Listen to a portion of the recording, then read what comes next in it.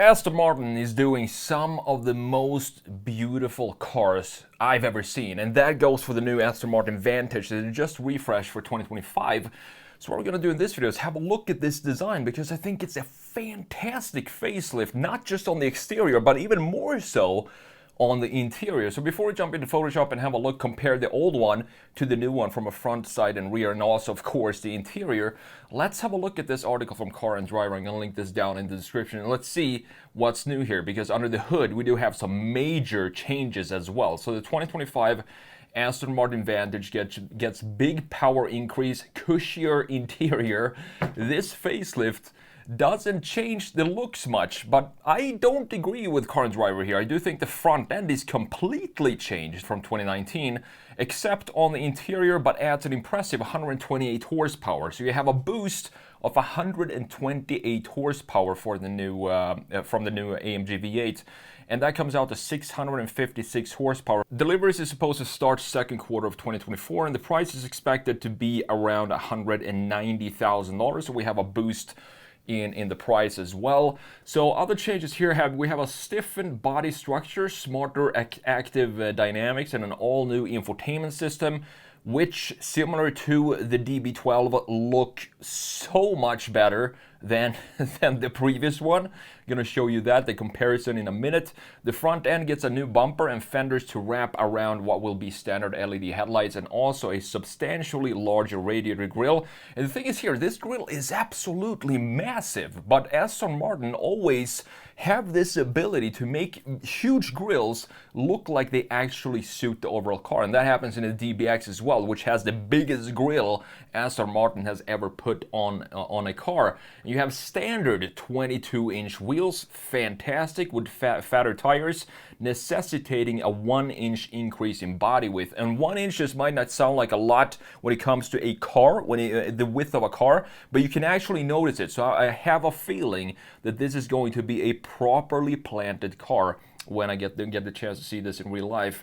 The rear profile has some small vents that you can see on the sides of the bumper. You also have quad tailpipes looking absolutely stunning down here. Pretty organic rear end. This is probably a proper facelift. You don't have a lot of changes to the rear, but you do need to change something since we have a wider body overall. So the updates are very similar to those of the DB12, with a redesigned center console in the interior that rises as a shallow angle to a new touch-sensitive infotainment screen.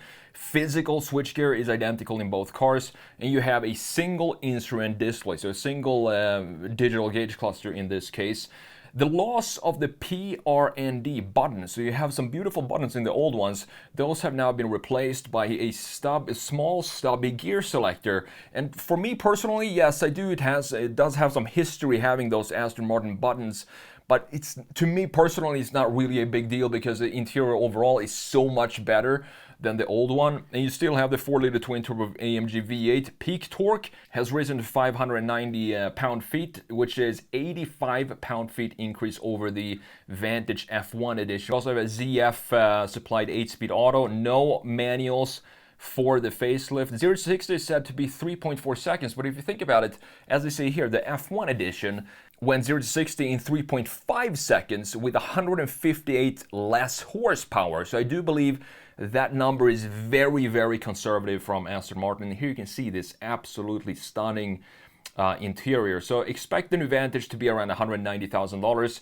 which is about $20,000 more than the previous or pre-facelift Vantage, which I think, just looking at the interior, feels like a $20,000 more to have this interior rather than the old one. I think that's a proper upgrade. With that said, let's jump in and have a look at this stunner right here. So the thing with the old one, the pre-facelift, I do think the design of that, it had a very unique character to it that I haven't seen in any Aston Martin before this, or of course after this, and that has to do with these headlights that were very unique for the Vantage, and I really liked this design when it first came out. The only thing I was not so sure about, which was something that they actually fixed, they sort of made a more subtle facelift before this massive one, and that was to change this mouth that we have sticking out from the rest of the body at the very low section. Going around the grille. That was the only piece that I thought could maybe have been a little better, but as I said, Aston Martin fixed that themselves. So looking at the new one here, this looks absolutely stunning to me. Still, we have a massive grille, as you can see, in typical Aston Martin fashion, down here at the bottom. But do you feel like this grille feels too big for the overall design and proportions in the front end? Personally, I don't. And we also have this beautiful cut that I actually missed in my redesign based on the spy photos. I did not see that we had this cut in the body, but I'm glad that they put it there because it adds some more structure to the lower section of the front end. Instead of having just one massive feature in the middle, this now takes up a little bit more attention from the grille and creates a beautiful cut in the sides and also emphasizes the width more. I'm glad that Aston Martin went back to these more, I would say, exotic-like headlights. I'm not so sure about the interior pieces here, though, with this daytime run light, because this feels very static. These elements feel super static in an otherwise super organic layout or outline for the headlight itself. But I have to wait until I see this in real life to really figure out what I think about this internal pieces. The outline looks fantastic. We still have this beautiful muscle over the rear front fender looking great, and two beautiful lines in the middle housing the front logo or the front badge of the Aston Martin. Overall, I think this is a great redesign, and Aston Martin never fails when it comes to creating beautiful cars. It doesn't really matter what type of package they do. I really think the DBX is a beautiful SUV as well. So looking at the side view, and let's see what's new here. Up top, we do have the old one, which still in this color look absolutely amazing. I love everything about this design, specifically the shoulder line. Look at the shoulder line starting all the way here and then continues and doesn't really go up in the traditional way with a bump in this area over the rear axle. Instead, it continues to dip all the way down to this gorgeous ducktail that we have in the rear end. And this is obviously something that Aston Martin is not going to change the side view, in a major way, since this is only a facelift. We still have these beautiful lines at the bottom carving out some of this volume. You can see that here as well. The major changes in the side view are going to be this new standard 22-inch wheels, which I think look great as well. I would personally not have them be in black because I can't appreciate the spoke design as I want to when they're black. I can't really see the details of the design. We still have the gorgeous shoulder line intact, and I actually think the shoulder line works better here now because look at this.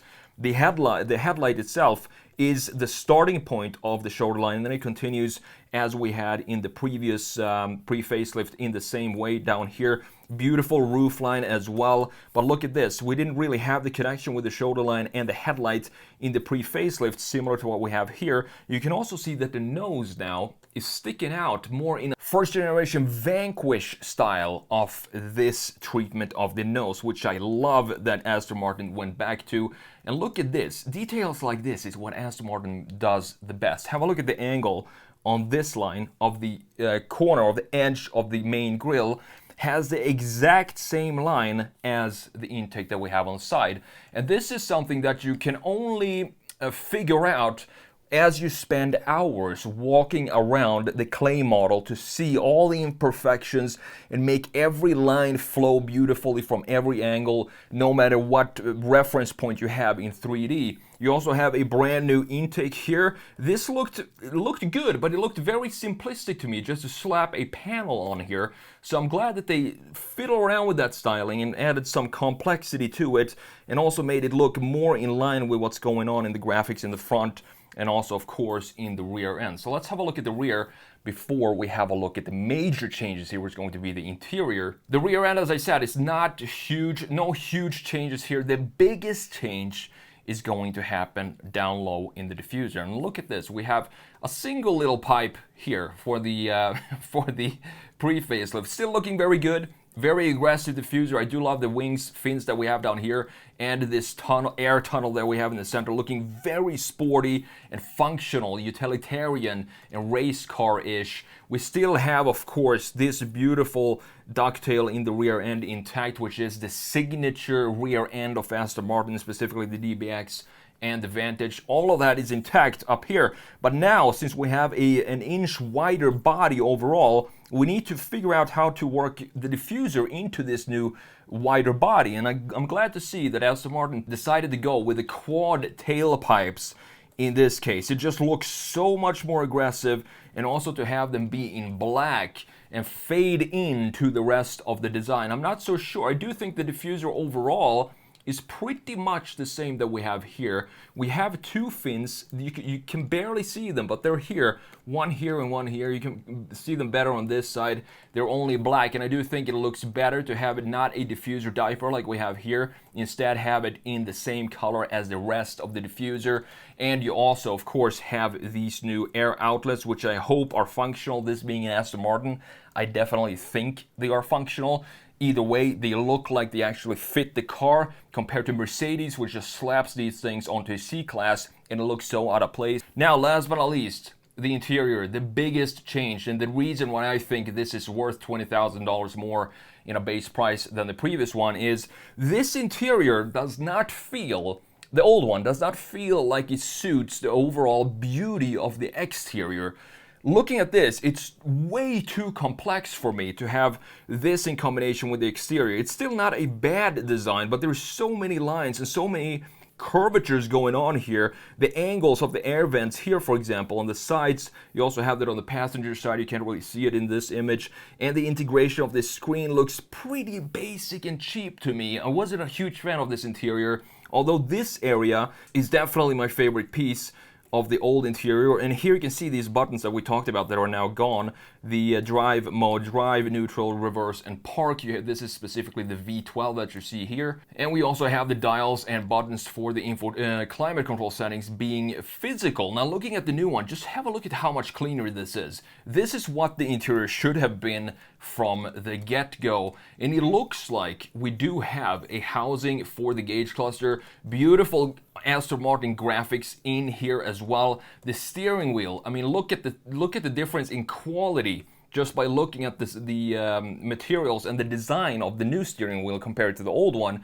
It just looks so much better. Yes, it looks very much Mercedes inspired with these spokes on the sides, but the materials and the thickness, the paddles look to be out of metal. Just overall raises the quality of this interior. And here you can see the new infotainment screen. Unfortunately, it doesn't look like we do have any sort of climate control buttons, physical buttons down here, but we still have a few of them.